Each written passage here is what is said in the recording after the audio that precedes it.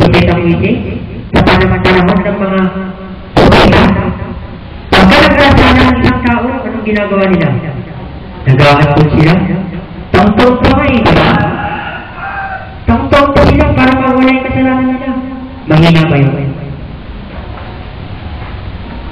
Iaalay kaya natin ito doon sa pag-aabot.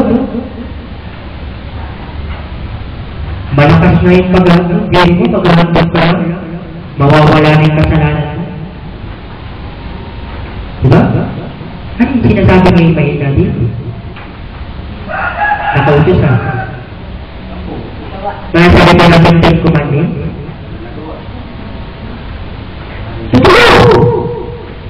Bakit?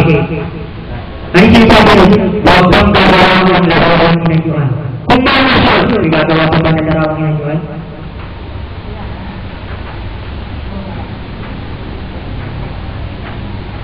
Igagawa ko ba? Huwag kang darawang. Kung malakas yung kawag ba? Igagawa ko ba? Huwag kang mamangang. Kung malakas yung kawag ba, may mamangaling pa ba?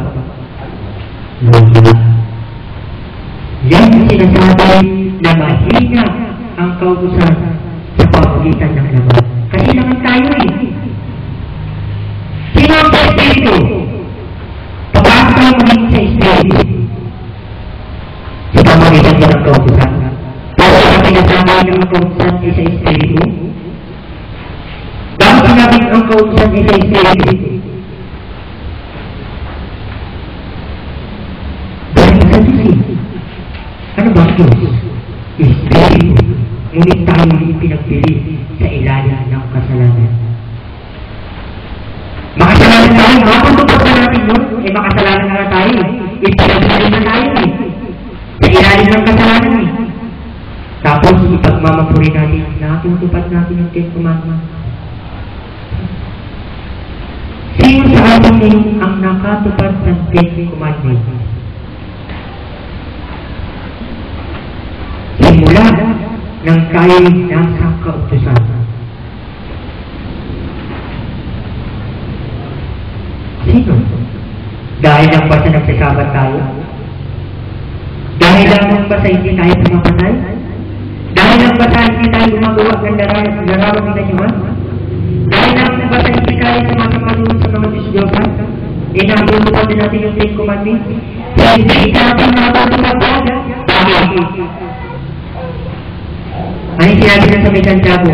Kung ang sino gumaganap ng buong kautusan, guideline natin isod sa isa ay nagiging makasalanan sa lahat.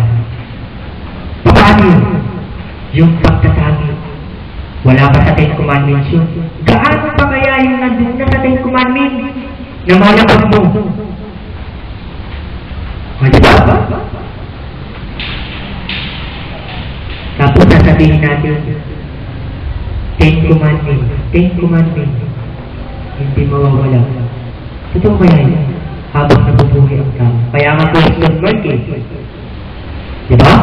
Kaya nga question mark. Ibig sabihin, tanong.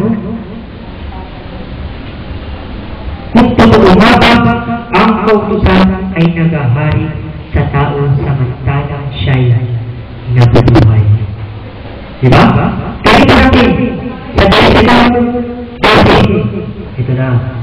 Kaya nga, ang kautusan ay banal, at ang utos ay banal, at matuwid, at mabuti. Totoo hindi. Totoo, banal talaga ang kautusan.